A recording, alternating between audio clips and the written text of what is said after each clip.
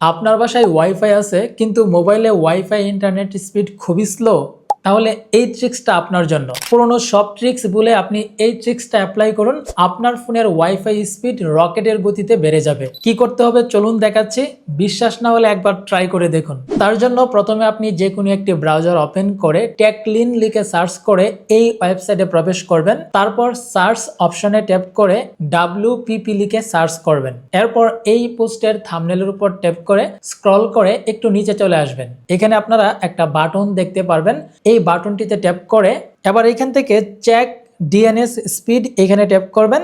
দেন এইখান থেকে আপনি দেখতে পারবেন অনেকগুলো আইপি অ্যাড্রেস কিন্তু শো করবে। আপনি এখান থেকে মেইন অপশনে ট্যাপ করবেন, দেন এইখান থেকে আপনি কপি অপশনে ট্যাপ করে আইপি অ্যাড্রেস কপি করে নেবেন। এরপর আপনাকে আরো একটা কাজ করতে হবে, আপনার ফোনের সেটিংস থেকে আপনি ওয়াইফাই অপশনটি অন করবেন। তারপর এখান থেকে আপনি সেটিংস আইকনের উপর ট্যাপ করবেন। দেন এইখান থেকে আপনি আইপি সেটিংস অপশনটিতে ট্যাপ করে এখান থেকে স্ট্যাটিক সিলেক্ট করবেন। তারপর DNS 1 এবং DNS 2 এই জায়গায় আপনি আইপি অ্যাড্রেসটা দিয়ে সেভ করে দিবেন। এরপর থেকে আপনার ওয়াইফাই স্পিড অনেক গুণ বেড়ে যাবে।